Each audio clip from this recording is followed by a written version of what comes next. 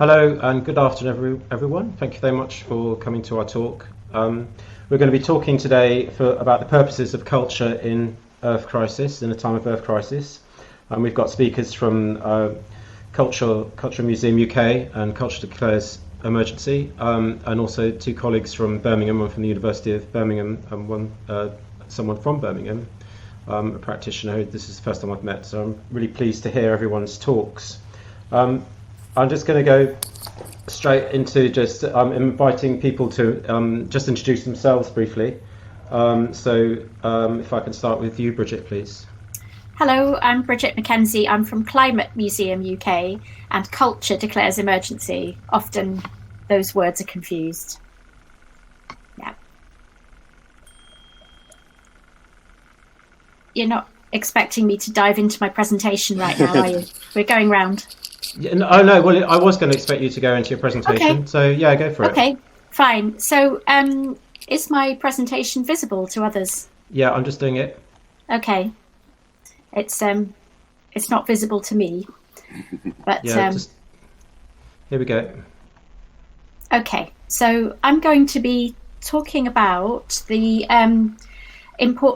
role of culture in cultivating an ecocentric imagination.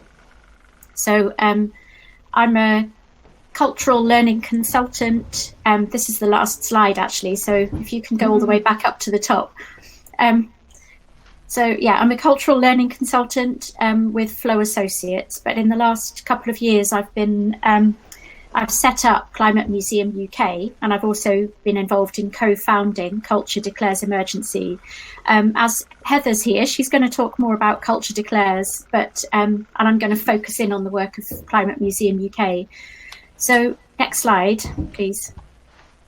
So a cultural sector can create a regenerative culture by declaring emergency. I do think that that's the very first step, that you have to actually accept the truth, the reality of the multiple emergencies that we face, and make a statement about it. And then after that, it can't be an empty gesture. You have to carry on to tell truths through your artwork and through your organization. You have to take action to stop harm, like the last session talked about, and also to help communities adapt to inevitable continued harm. So we might try as much as we can to stop harm, but we know that that some climate impacts, for example, are baked in. And also we need to repair and make reparations to seek justice. So those 3 points are actually the Culture Declares Emergency really promotes those 3 dimensions of action. But I just want to talk about being ecocentric, which is thinking as nature, and being imaginative, and how those two together work in our work in Climate Museum UK. Next slide, please. So we are a mobile and digital museum. We don't have a venue. That's part of being planet friendly, but it's also because we don't have funding. We're distributed across the UK, so we're a team of creative people who are passionate about the planet, and we each collect and produce our own collections, and then we use those in activations that help people play, make, think and talk about the Earth crisis and imagine a possible future. Next slide. And the kinds of things that we aim to do through the agency of our Climate Museum are multiple. So this model is based on the medicine wheel, where there are 4 dimensions of mental, physical, spiritual and emotional. And as a museum, we're really very much about collecting and stirring contemporary response. So we are a contemporary activist museum. So the present is very important to us, but we're constantly looking back into history and making reparations. We're looking forward into the future and being positopian. And this means that we're really encouraging the widest possible imagination of what the future could be, whether that's the worst case scenarios or the best that we can possibly be in our relationship with nature. And then we also seek to change systems. So we're not at all about creating a culture of blame or shame for individual actions. We're really about trying to help people see the bigger picture and see the wider systems. And we're also, as part of that, aiming to shift attitudes and values. Next slide. Thank you. Yeah, so we're a wild team. As I said, we're distributed, and we kind of think of our distribution as being a bit like a mycorrhizal network. So we're trying to think about how, as a museum, we might be wilder, and we might encourage rewilding through our practice. So perhaps we might do activities that are outdoors rather than indoors. Why do museums have to be always indoors? The next slide, please. And our associates are of different ages. We hope to really grow in our diversity in all directions. At the moment, we're building up a lot of young creatives in our team. So a lot of those we're trying to funnel the small amounts of money we have to emerging practitioners. Next slide, please. Oh yes, well that's one of our young practitioners, Mackenzie, who's she happened to be my daughter, but I just wanted to kind of explain how some of the younger practitioners in our team are very biophilic in their approach, and are using approaches where they're really listening to nature and see themselves as part of nature. Next slide, please. So we are trying to do work that really encourages imagination, and not just imagining possible futures, but also imagining how other beings, how the more than human world feels. So our art practice is artful, embodied, and situated. And so when the pandemic started, we had to stop doing lots of hands-on real-world activities, but we tried to carry on actually caring for the real world. So one of our projects was to encourage people to go out and do acts of tree kindness. Next slide, please. So yes, being imaginative. So being imaginative, as I kind of mentioned before, is about being empathetic as well, to imagine how other people and other beings feel.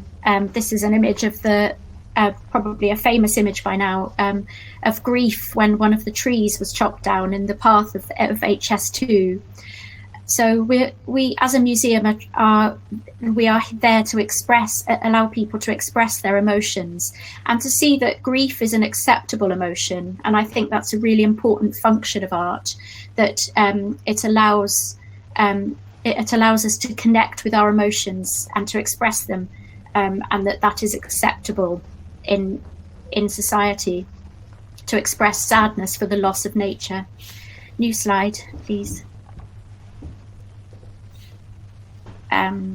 Hopefully I'll speed up. Yeah, maybe just ping through to the next one. So yeah, we're using objects and art to help express climate emotions. And this is just this is just to really explain the importance of enabling people to hold two things in their mind, the both and principle. So these are my both and statements, that we don't just deal with the climate emergency, we're also dealing with the ecological emergency, that it's not just about mitigating climate, it's also about adapting to the Earth crisis, that extractive capitalism, there shouldn't be an argument about whether it's both racist or, damaging to nature. Both of those two things go hand in hand. So imagination is really about helping people think critically and openly. Next slide, please. I've mentioned being positopian, but just to say that being positopian is really the most imaginative you can be when thinking about the future. And that being imaginative actually means that you have to be ecocentric too. You have to widen your vision so that you can imagine the whole of nature, the whole of interconnected nature, and not just humans overriding it, or humans and then nature over there somewhere. The next slide, please.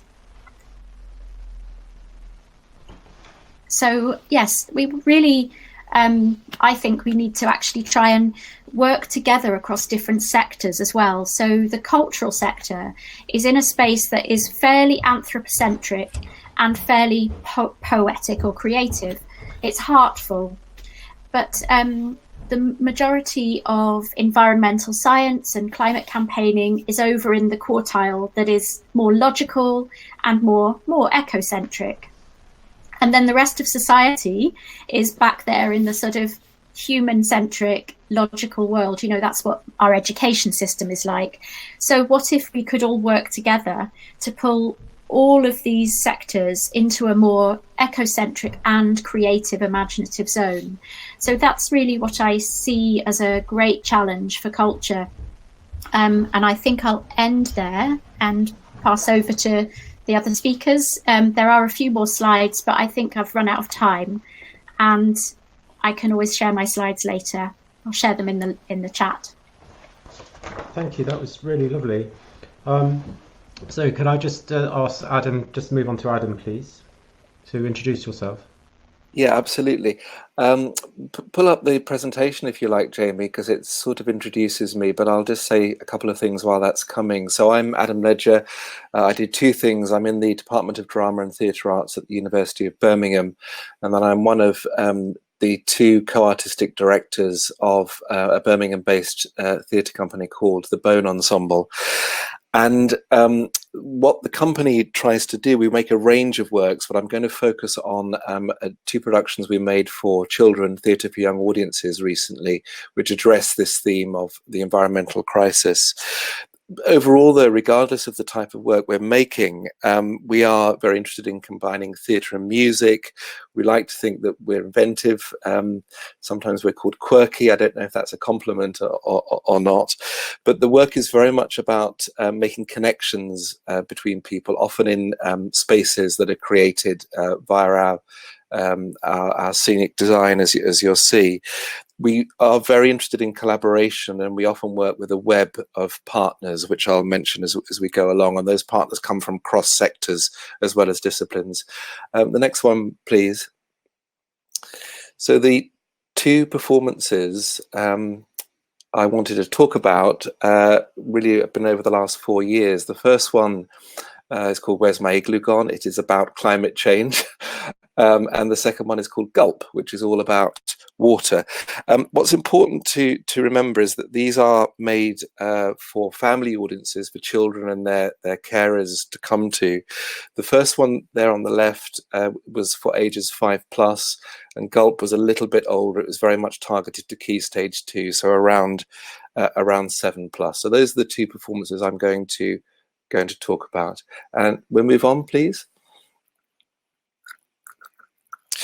I wanted to show you this because it really shows sometimes how these artworks, I'm sure other speakers have had the same experience, have sometimes a very long gestation period.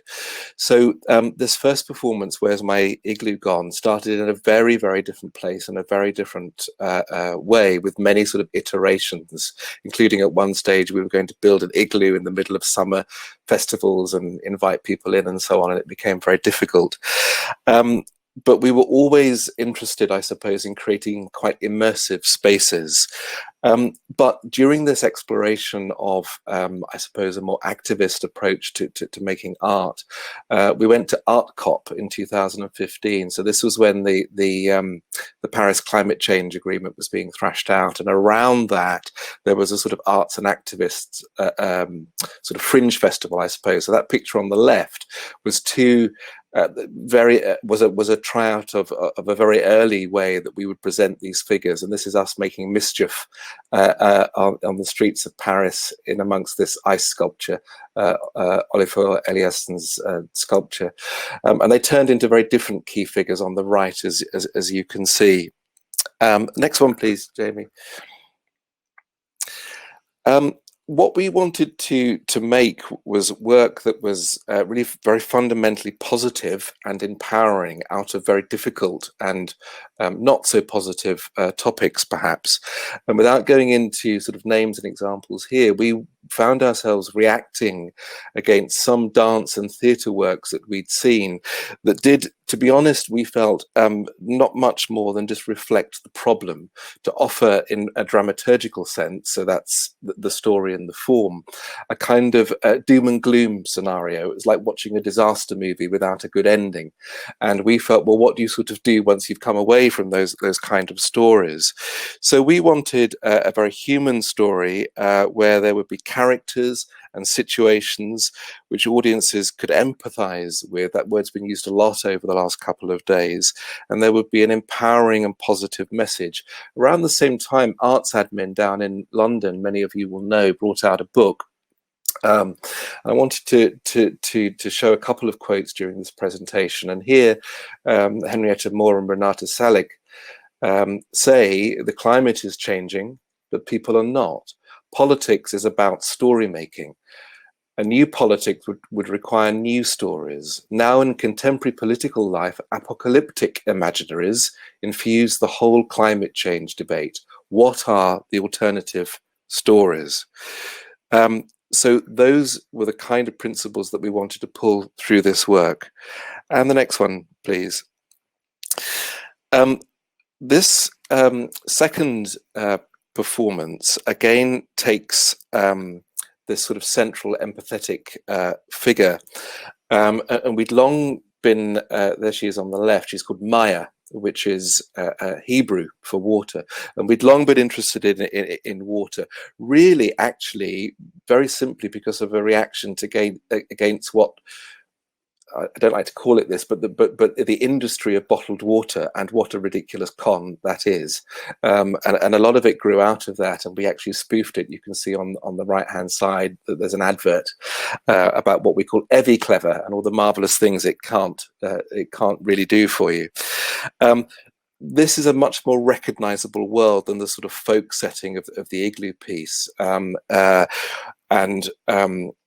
This character gets spat out into various worlds, like a city experiencing a flood, a rural location that's being polluted, and so on.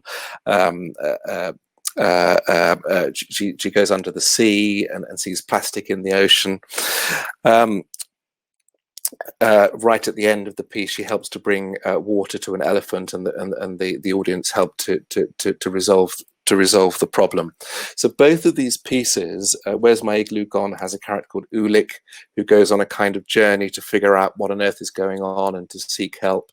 Here, Maya does pretty much the same thing, are in a sense kind of classic quests, but they are crucially showing somebody who we can empathize with, confronting situations and solving problems.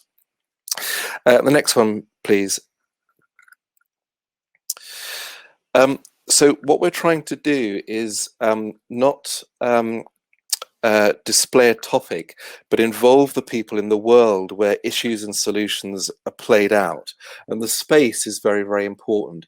We seat, in this kind of work, we seat our spectators, and it's a very limited number. We don't take more than about 50 per performance. They sit in the set, so they're absolutely immersed and on top of the action. And there's a lot of direct address between the characters. Each show has about 7 or 8 characters just played by 2 people. And I wanted to share this with you. Perhaps we could conceive of our audience as perhaps spectators. This is a term that comes from Boal, Augusto Boal, who are able to enter into direct dialogue with each other and with the lives of the individuals dramatized. And the next one, please. What we try to do is make this work participatory, so the audience at certain points have to help create the action, and then of course they are actually in these situations and helping these central characters deal with the situations that they find themselves in. So in the first piece, Where's My Igloo Gone?, the audience very gently are making sounds. They then help Ulik, the central character, do pretty simple things, and then it builds up and it gets more and more complicated. So at one point, you'll see this is us doing the show in a school. The audience have drawn pictures of their own homes. The word igloo in the Inuit languages means home or shelter. It doesn't mean an ice house. They then hold up these papers and brandish them in a protest. So they actually model what they might perhaps go out and do in real life. There is a real protest scene going on here. In the show about water on the right-hand side there, I mentioned this moment, the audience at the end have to link hands, and there's real water on stage. The water is passed all around, and it eventually helps the elephant who has just discovered this arid watering hole in a hot place. So the audience are actually helping the central characters confront the situations and the oppressors, if you like, in these storylines. Just a couple more to show you. So we move on to the next one, please. I mentioned the web of partners that we work with, and particularly in the second show, it was very broad. All of these people, some of them are arts organisations, some of them are not. So to pick out there, Severn Trent Water is our local water supplier, one of the biggest. I think it's the biggest in the country. They sponsored the work. They paid for Gulp to go into 6 local primary schools, and they also paid for a book version, a comic strip version of the story, which was distributed free, 3,000 copies of it, and there's an ebook version of it as well. So perhaps I can share the issue link with it as well. Anybody can use that. I think, though, all these collaborations, perhaps this will come up later, can bring possibilities, but also lots of tensions in terms of quite how is this work being used. There's a lot of different people's agendas that we have to fulfill when we find ourselves in these partnerships. And I hope that we can perhaps resist some of the measurement that this brings, as if our artworks can only be validated by what they do that is measurable in terms of facts and figures, how many people might stop using bottled water or this, that, and the other, rather than we can capture some of that, but really our main focus is on the experience of the artwork. So what does that artwork do? What and who is it for? Not what it might achieve in terms of somebody else's agenda. The next one, please. And I just wanted to share this thought actually from one of my favorite artists, Anthony Gormley, who asks us, is it possible to rethink art and take it from this finished object status and make it into a verb, a participatory open space, a place of transformation and the exchange of ideas and reflection on our state and status? So the notion of art as a kind of active thing that is done in the moment, not something you passively look at, perhaps. And just the final slide, please, Jamie. Just wanted to share this with you. Right at the end of the first production I was sharing with you today, Where's My Igloo Gone?, the two central characters have nowhere to live. It's melted. So what is the solution? Everybody has to get up and build them a new home. Thank you.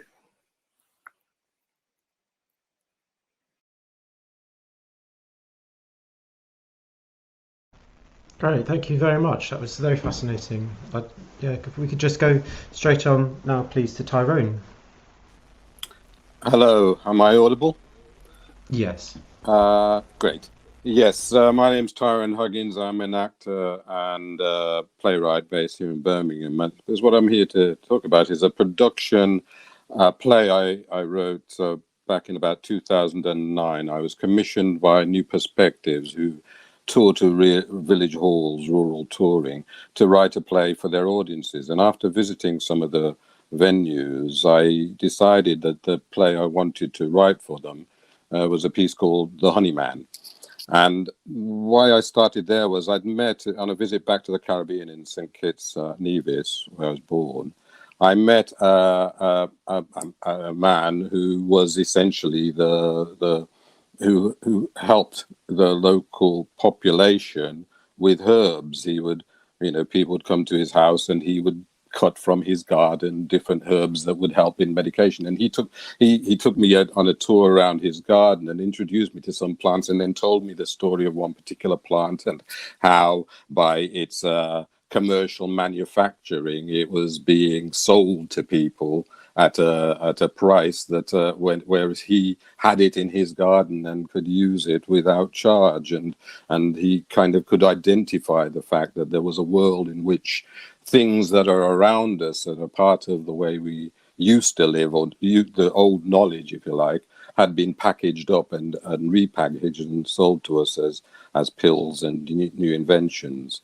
And so in this piece, The Honey Man, I decided, it was 2009, there were these three C's that came up for me, these three pairs of C's. There was colony collapse, there was climate change, and there was credit crunch.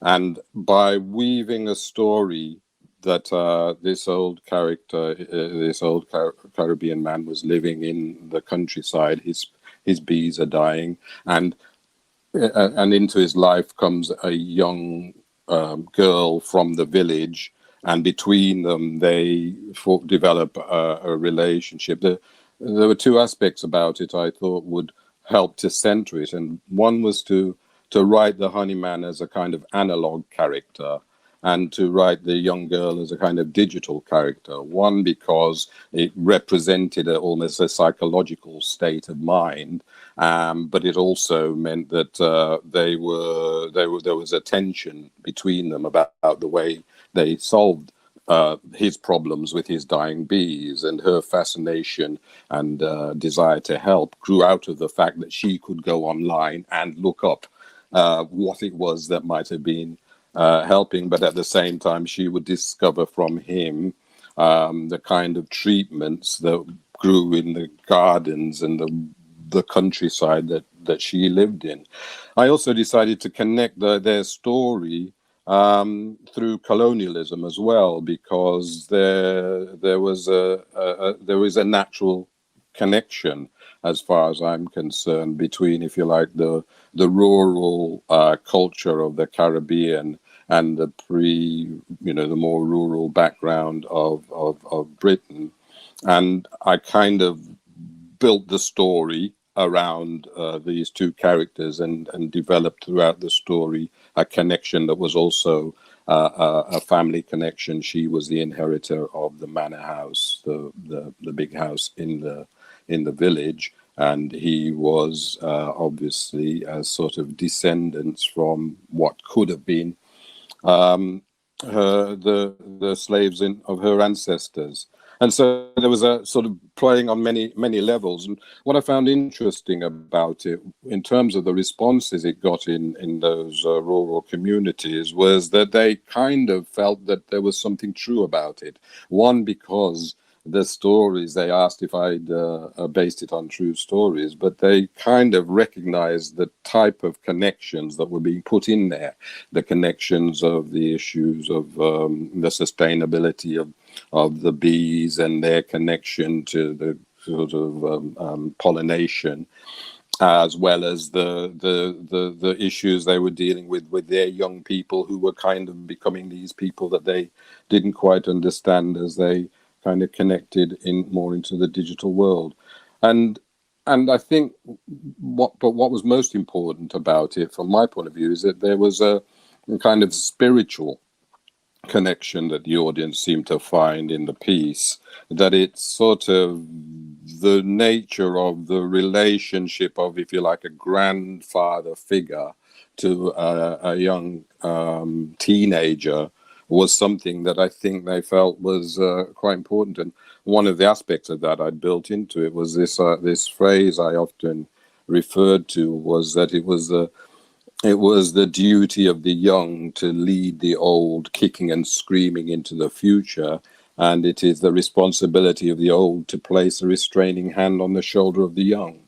And that tension is part of almost what I wanted to explore in this piece.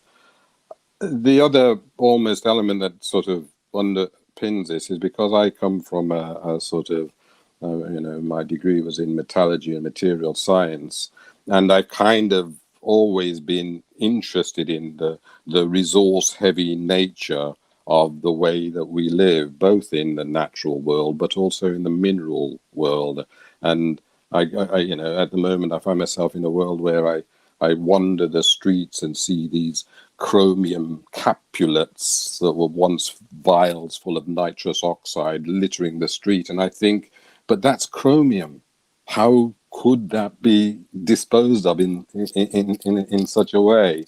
And that takes me on to, I suppose, the next stage of the work that I'm looking to do, which is a piece, a sort of based around the Commonwealth Games, but looking at the issue of the railway system that's arriving here in Birmingham, and actually maybe the idea that in advance of the whilst I suppose there's a kind of an action to stop it, there is also an action to limit the damage, and one of the limits for the damage, as far as I'm concerned, is the idea of actually the travelers creating a manifesto of what this thing should be. So at the moment I'm working with my collaborator Judy Owen, with whom I worked on The Honeyman, to produce a piece that will again try to address the way that the manufactured world is interfering with us, and bring something to an audience that would open their thinking and present them with a way of seeing the world that I think is much more holistic. I think I'll leave it at that, but that's just a quick layout. Thank you. Great. Thank you very much. And if we could just go straight on now to Heather, please. Yeah, thank you so much, Tyra. Thank you. Hi, I'm Heather Ackroyd. I'm part of Artistic Duo Ackroyd and Harvey. And I'm just going to start by referencing two photographers' works. And I'd like to sort of initiate the conversation about the horror and the beauty. So could you please pull up the images, Jamie? So the first image we're seeing is Edward Botansky. And this is an exquisite aerial photograph of a river formation. And you can see just how exquisitely it has this dendritic form that flows out across the landscape. He has recently been involved in a film that some of you may have heard of called The Anthropocene, and he's been collaborating on this. Next slide, please. And this is really looking at the damage that sort of civilization, that industry, that the extractive industries, that our desire to take as much as we can from the earth, from this living presence, this Gaia living presence, so that we can create these commodities, these supply chains. And he captures these images in such a way that is really sublimating between the horror and the beauty. Next image, please.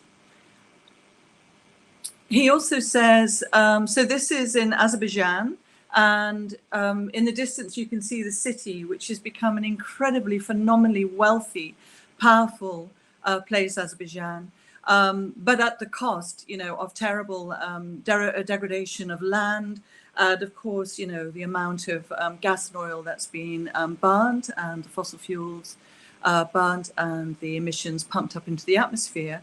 There is a huge level of corruption in Azerbaijan, and they actually do use contemporary art, and they use conservation very suspiciously as a form of sanitization of a very corrupt and violent political regime.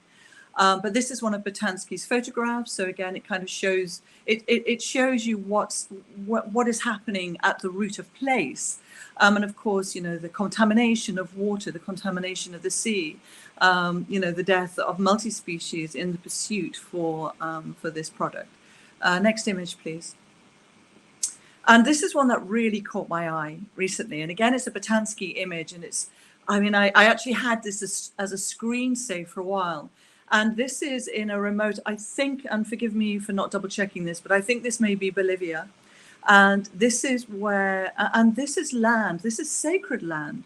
You know, this is land that has been held, you know, ancestrally by the people who live here. But there is a land grab that is now happening, so that these rare metals, such as lithium or cobalt, that are used to power our technologies, our phones, and then as we make the transition from from fossil fuel to electric cars and motors and vehicles and whatever else those batteries are going to need, then this will become a much more familiar sight in these very extraordinary places, which may be disregarded as wastelands, but they're not.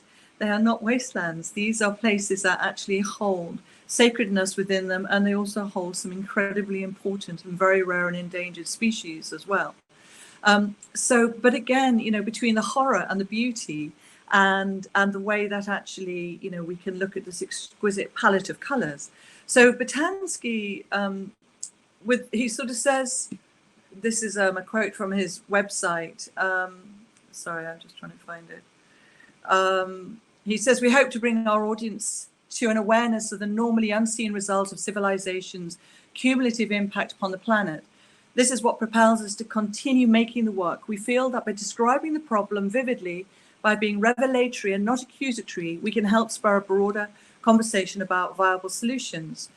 So, I mean, one could argue here that what needs to start to be implemented at source is an ethical supply chain, so that if you are buying an electric battery or a motor car that is run through an electric battery, you know exactly where all of those component elements are coming from.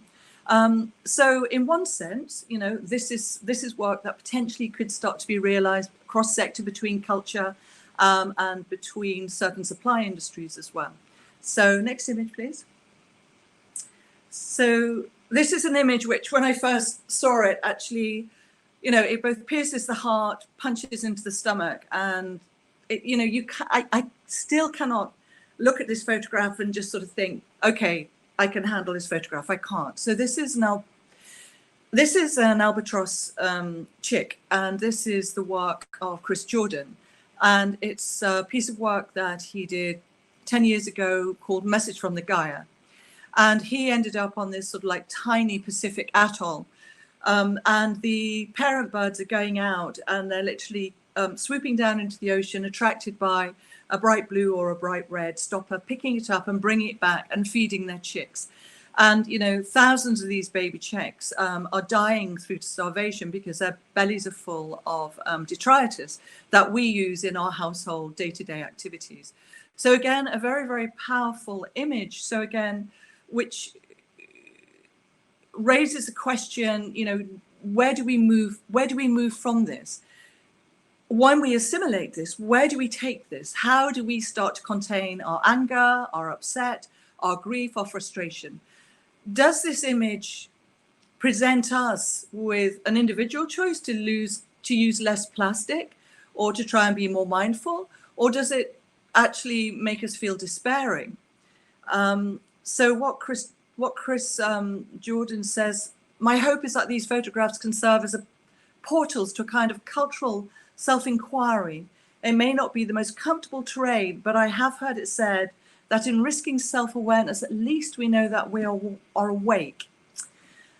Is to be awake enough? I mean, I awake in the morning, and actually I will lay there, you know, coming to a consciousness. Do we need to step beyond being awake, beyond a cultural self-awakeness, to a point where we are actually highly motivated to be highly active? Next image, please. So this is returning to work that I do with Dan Harvey. So this was a piece of work we did in 2003, where we found a decommissioned, deconsecrated church in South London, the first concrete church ever built in this country.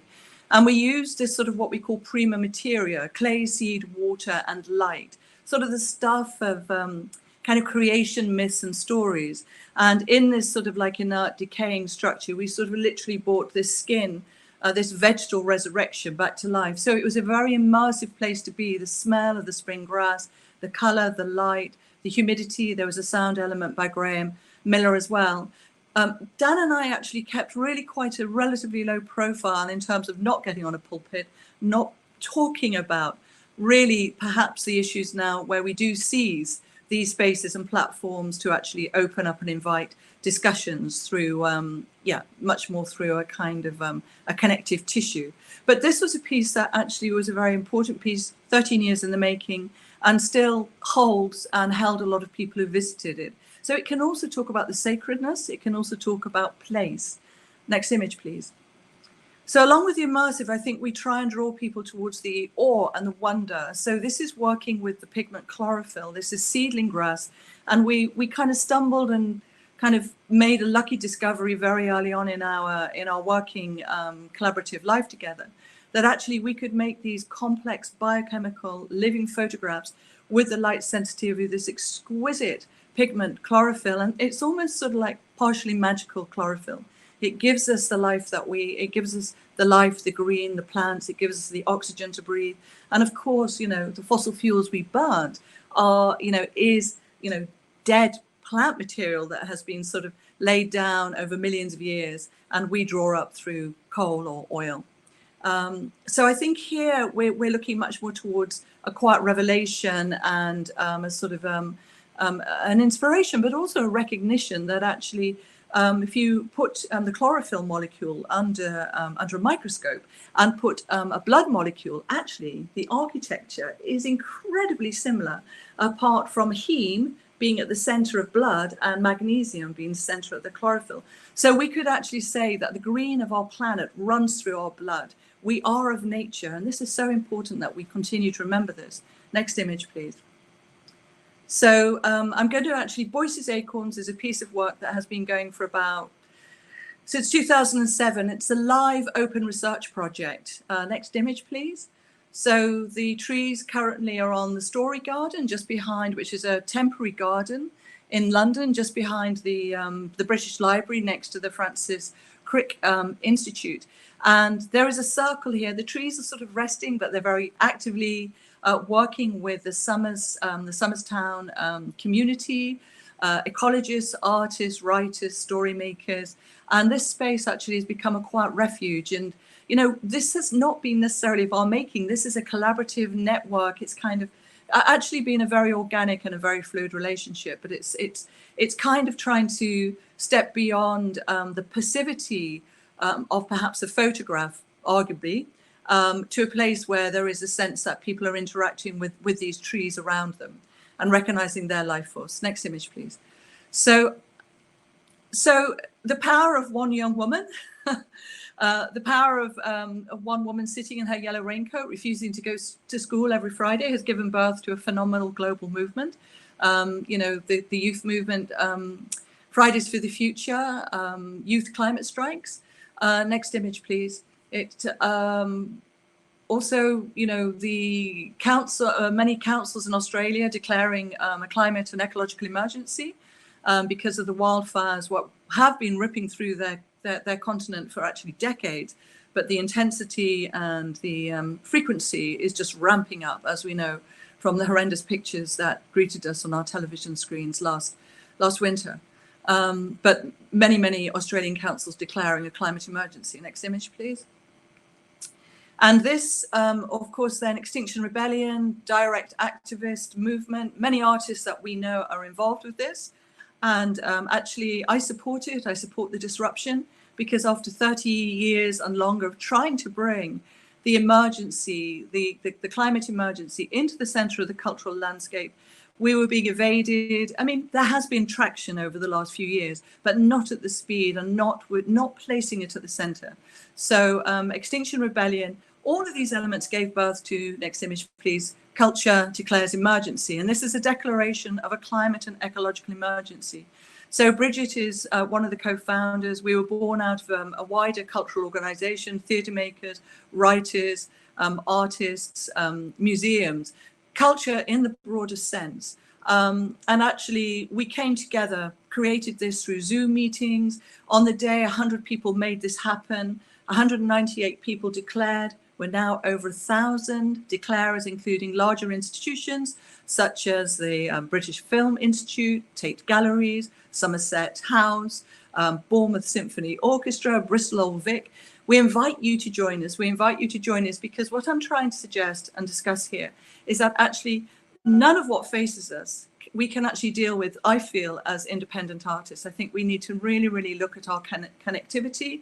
We need to look at networks between makers where we can share resources, insights, we can share assemblies. Next image, please. So Tate, actually, prior to the lockdown, we're going to launch a series of culture sectors and artist people-styled assemblies called Power to Change. Again, that is on pause, hopefully happening in the physical space next year. Next image, please.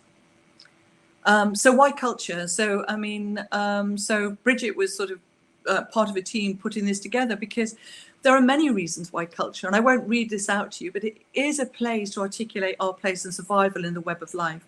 We are all in this web of life. And I just feel that where we can come together, where we can draw our connectivity and our insights and our perceptions and our imaginations together, then we can do potentially what is necessary. So thank you very much.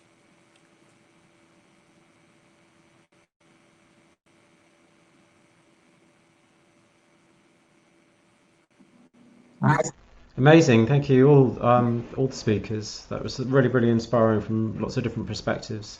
I just would like to invite the audience to put in questions. So everybody see there's some there. I would just like to quickly ask one thing myself. That was that notion that two of you, Bridget and Tyrone, both mentioned a spiritual connection and around that connection between mental, physical, and spiritual and emotional. And also a feeling of an embodiment. And so would you like to expand a little bit about what you mean by spiritual? Is that about the mind connection and how that might fit into the wider discussion? So either Bridget or Tyrone, if you want to pick that up. I'll just go briefly first. I would probably use the term sacred as well, or instead. And by that, I mean, it isn't just about one's personal relationship with the numinous. It is actually about our relationships with each other, including our ancestors, the more than human world, and each other now and the future generations and the land. So for me, spirituality is not about, it's actually about a sort of constantly practicing stewardship and care and respect for the miracle of life and the absolute duty to sustain it. And it's so much bigger than us, and it requires so much work that involves, ritual, storytelling, and respect for multiple traditions throughout history and still surviving today. That need platform and allyship. That's really what I mean by it. Yes, and I think I concur with that. And I suppose I've always thought, because I was educated in the sciences, I understand that the sciences can only address, there is a part of the world and life that cannot be addressed by science, because science predominantly addresses the physical world. On top of that, I have been brought up in a culture and have a deep sense of connection to ancestors, to ways of doing things, ways of being, reasons for living that have been handed down through generations. And I feel I'm part of, I'm just here on this earth for this moment to hand on to the next generation. And so the spiritual that I'm talking about is when people actually, despite themselves, recognize that they're experiencing something that is outside a rational thought. It's a heart, it's a sense, it's those parts of life that are not described in any other way. Thank you both. And if I could bring in a question from Sergio, who's one of the climate scientist colleagues from the Bar Centre for Climate Change been working with on the project. A question to all the speakers. When one produces art, I assume it is relatively straightforward to reach those who are already concerned with the issue of climate change. They are naturally interested in the topic. However, the most critical group is of those who deny the human impact on the climate, either due to fears, personal interests, or other reasons. Do you consider these different audiences when you produce artworks, and how do you reach the deniers and frightened, scared fraction of the public? Could I very briefly respond to that by just saying that we don't tend to think about audiences or putting people into different boxes. So I would actually suggest that we all experience or use denial as a coping strategy, but that our system or our culture is encouraging, sending out messages and building this discourse where denial becomes normal. So I would rather than trying to reach people who are deniers or not, I would rather say that we try to address the culture and the discourses and separate it from, trying to target individuals. So that's just my take on it. I think that's true. It's very difficult to conceive of different camps of audiences, and perhaps only two. That on the one hand you have Trump, let's say, and on the other hand you have the most extreme environmental activist you can think of. It's such a continuum. And you never quite know how you're going to reach somebody, or there's no easy answer basically to that question. You never quite know who you're going to reach. We found actually with the second piece, the piece about water, in a way it had more impact, if you want to use that term, because it really got people to think about their immediate environment, and particularly bottled water. Actually, was a really interesting. We had so much feedback around that particular thing. Yeah, I mean, and if you look at, it's a kind of criticism, I suppose, that comes up around all kind of politically informed art making. That, oh, aren't you just preaching to the converted? You can't answer that question, I don't think. You can only think of, well, what might we be putting out into the world, exactly as you say, Bridget, that might shift the culture, and to not think of separate camps. We're all very complicated people, none of whom are perfect. We can all be thinking and reflecting a little bit more. If that's any help, there's no straightforward answer, I don't think. It's a very difficult question. I'll just make a quick observation on it, that it's, and I agree with both Adam and Bridget in terms of the statements they've made, that there is no definitive audience. I'd say that the biggest limitation I find for my work is that it is if it goes to theatres, that in a way that limits it, because maybe there are people who don't go to the theatre.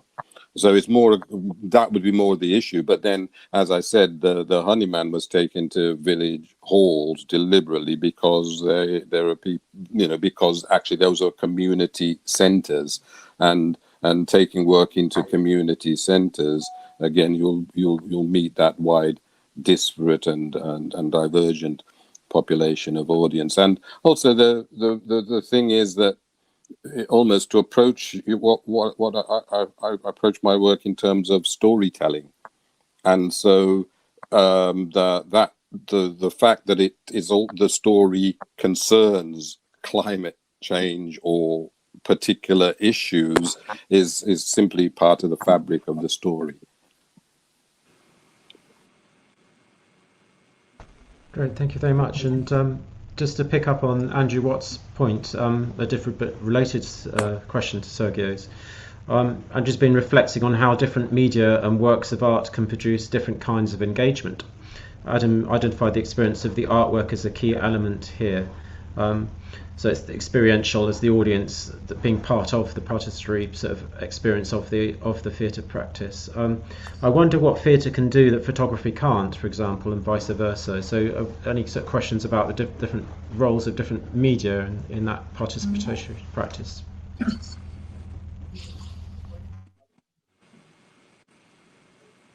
Heather. Yeah.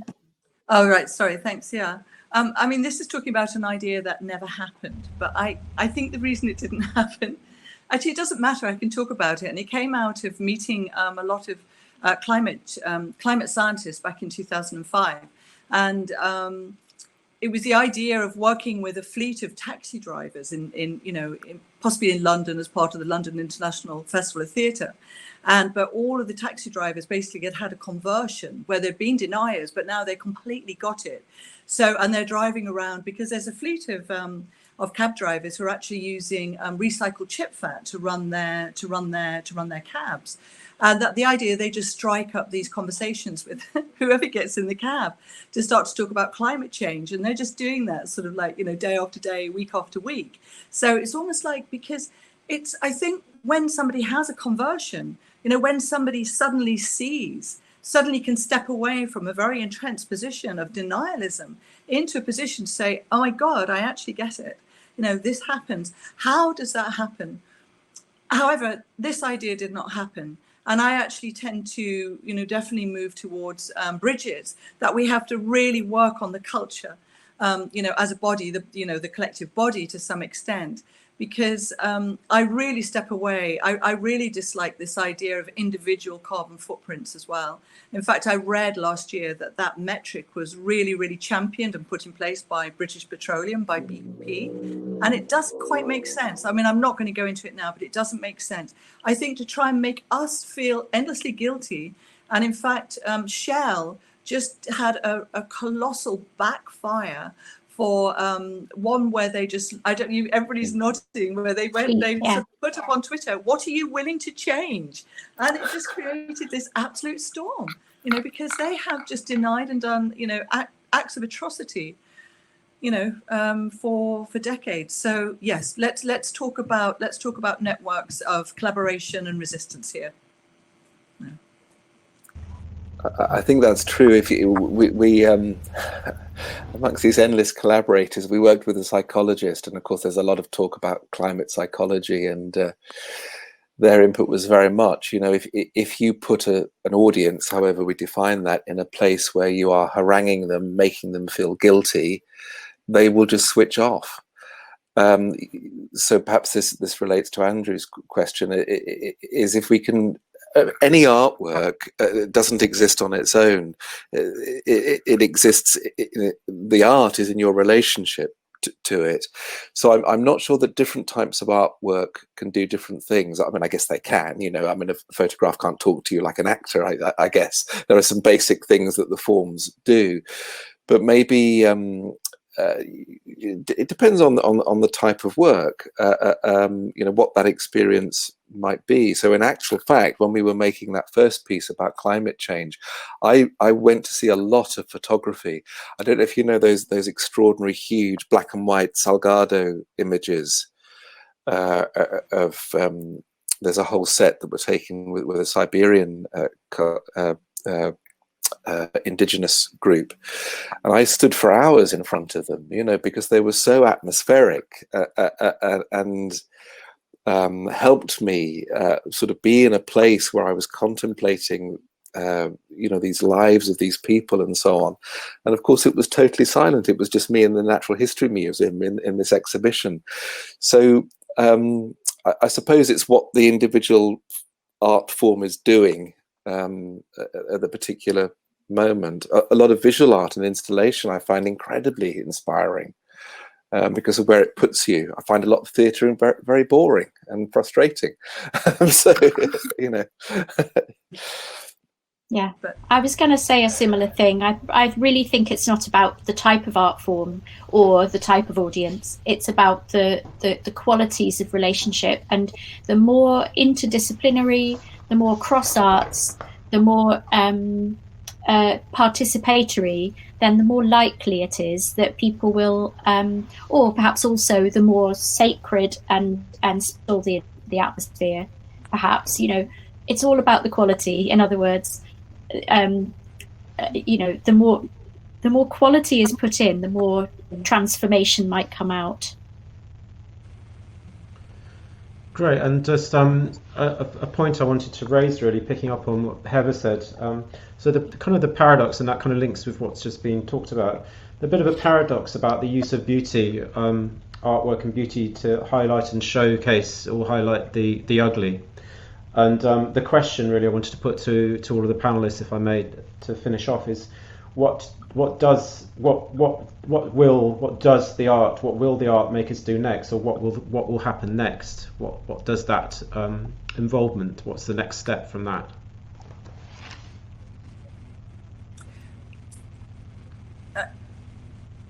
Erin, you're on mute. Yeah.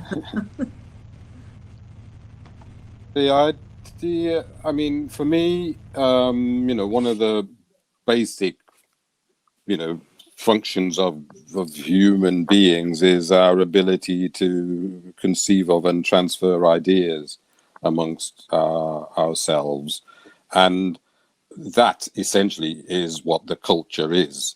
That is culture in a sort of in a bag that. And so what I think what we're doing is we're transferring ideas from one another about the way that we live now and the possible ways we could live in the future that sort of would start to address what we have learned about the failures of the past. And though sometimes sometimes ideas filter through very, very slowly, but there is usually, if they're significant ideas, there is usually a very rapid turning point, and I think that's the ambition that I think we're all working towards. Is that Heather talks about sort of 30 years of work, and it's kind of, you think, phew, that is a long time to be trying to move forward, but from my point of view, being invited last year to engage with Culture Declares Emergency kind of came as one of the first times where I was able to feel consciously that here was an idea I could contribute to and to extend the reach of. So I think that's what's going to happen next, is that the ideas will go beyond percolating and turn into dynamic action. Yeah, I think the other thing is to be honest, theatre and art galleries are being brought to their knees by the pandemic. We are in an incredibly conflicted and constrained position. Many artists, musicians, culture makers are struggling, really struggling. And I think there's kind of like I'm not sure irony is the right word, but in April of this year, then global carbon emissions sort of dropped between 4 to 7%. They started to crank up a bit towards June and July, as China particularly got its industries up and going, in America and across Europe as well. But now we're into another lockdown. But just to say that in terms of keeping the temperature at 1.5 degrees centigrade, then we have to, between now and 2030, we have to cut emissions by 7.4% each year. So it's like every year has to be like April was, or like now is as well. And so therefore, to even take that, this is a big learning from the pandemic. How do we start to adapt, knowing how little we now have to do, consume, make, and this is the really big challenge. And how do we support people in places like Africa, who are on their knees as well, because the tourism has dropped. So that's putting issues really in dire straits around conservation as well, people's livelihoods, getting food onto the table. So we have to move at speed, and cross-reference between culture, the real kind of new emerging ecologists such as Kate Rayworth, Mariana Mazzucato. We have to work in a real kind of networked systemic way now, but putting always Gaia and the earth at the center. I think that's a really good place to stop this talk. I've really enjoyed it. Some wonderful ideas, really wonderful minds and creativity. Thank you all very much. I'll just let you know the next talk starting at 4:30. is linking the sciences with it and engineering with culture, and we've got some lovely speakers there as well. So you'll be called seamlessly to that event, and we'll see you then. Thank you very much. Thank you. Bye. Thank you.